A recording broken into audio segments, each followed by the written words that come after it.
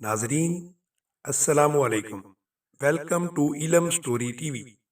एक दफ़ा का जिक्र है कि एक मुल्क की मलका ने अपने सबसे बड़े जहाज के कप्तान को बुलाकर कहा, फौरन बादबां चढ़ाओ, लंगर उठाओ और जहाज लेकर रवाना हो जाओ।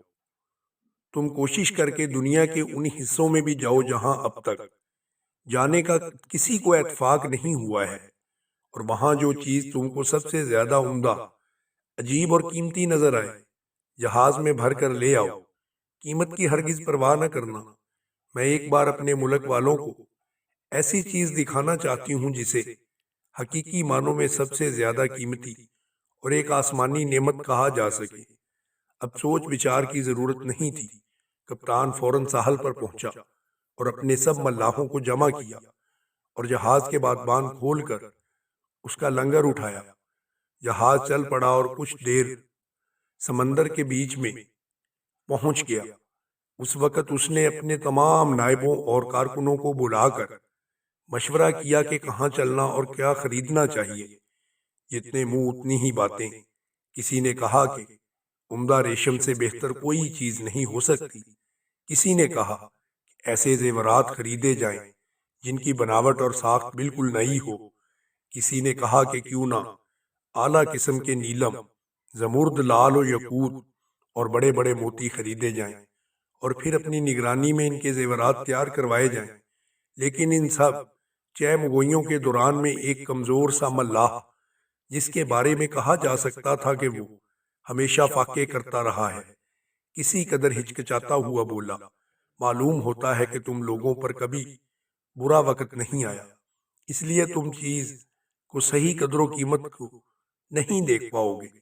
बताओ, जब तुम बुरी तरह भूखे या प्यासे हो तो कौन सा हीरा या मोती, जेवर या कपड़ा खा पी कर जिंदा रह सकते हो। इत्मीनान की जिंदगी के लिए खुराक का एक लुकमा, पानी का एक घूंट और उम्दा हवा में एक सांस सबसे ज्यादा कीमती होता है। इसलिए खाने की चीजों की अहमियत सबसे ज्यादा है, और खाने की चीजों में गेहूं हमारे लिए बुनियादी गज़ा है। दुनिया में इससे ज्यादा कीमती और कोई चीज नहीं हो सकती। मैंने जिंदगी में सबसे ज्यादा फाके काटे हैं, और इसके बाद ये राय कायम की है कि अगर तुम इन पहलुओं पर गौर कर लो तो मेरे हम ख्याल हो जाओगे। सब लोग हैरान रह गए। मल्लाह की बात उनके दिल में उतर गई। सब ने यकजान होकर कहा, गंदम सबसे ज्यादा कीमती चीज है। पूरा जहाज उससे भर लिया जाए कि जब कहत पड़े तो उसका मुकाबला हो सके। लिहाजा जहाज का रुख सरजमीन मिस्र की तरफ फेर दिया गया, जहां पर गंदम सबसे ज्यादा अच्छा और सेहत बख्श होता था। वहां पहुंचकर कप्तान ने गंदम के मालकान से मुलाकात की और बड़े बड़े जखीरे खरीद कर जहाज के ऊपर तक उनको भर लिया। अब इधर की सुनिए। जहाज रवाना होने के बाद खुदा की करनी ऐसी हुई कि इस पूरे खित्ते में समंदरी तूफान की सूरत में बड़ी आफत आ पहुंची, जिसकी वजह से तमाम खेत, फसलें और बड़ी तादाद में लोगों के मकानात वगैरह ज़ेरे आब आ गए और फसलों को शदीद नुकसान पहुंचा। हालत यहाँ तक आ पहुंची कि वो खित्ता जहाँ रिज्क की कमी नहीं थी, वहाँ लोगों को फाके पड़ गए। खुद मलका के गोदाम में भी गल्ले और दीगर खाने पीने की अशिया खत्म हो चुकी थी। ऐसे में वहाँ के लोगों समेत उस मलका के भी होश ठिकाने आ गए। उसकी सेहत दिन ब दिन गिरती चली गई। पूरे मुल्क में सख्त मायूसी की कैफियत फैल गई। यहाँ तक कि एक रोज बहुत दूर समंदर के सीने पर जहाज के मस्तूल नजर आए। बच्चे, बूढ़े, औरतें सब तरह तरह के ख्याली पुलाव पका रहे थे कि जहाज में कौन सी कीमती चीज आएगी। जिंदगी में पहली बार दुनिया की सबसे ज्यादा कीमती चीज देखने के लिए सब लोग बेताब थे। और जब जहाज लंगर अंदाज हुआ और कप्तान उतर कर अपनी मलका के पास पहुंचा, जो जहाज की खबर सुनकर बीमारी के बावजूद साहल तक चली आई थी, उसने कहा कि मोहतरमा, मैं एक बहुत ही कीमती चीज लाया हूँ जो हकीकतन जिंदगी का सहारा है। ये सुनकर औरत के चेहरे पर हैरानी फैल गई। वो क्या? औरत ने पेशानी पर बल डालते हुए पूछा। आप उससे वाकिफ होंगी, उसे कहते हैं गंदम, कप्तान ने जवाब दिया। गंदम?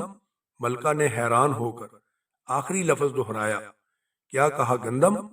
ارد گرد کھڑے ہوئے لوگوں نے جب یہ خبر سنی تو وہ خوشی سے چلا اٹھے اور گندم کے نعرے لگانے لگے۔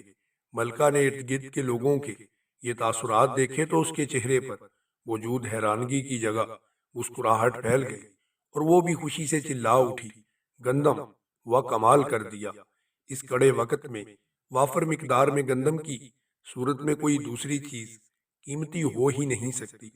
عورت نے گندم کا ایک حصہ اپنے گودام میں رکھوا دیا، جبکہ باقی 6 حصے عوام میں تقسیم کروا دیے۔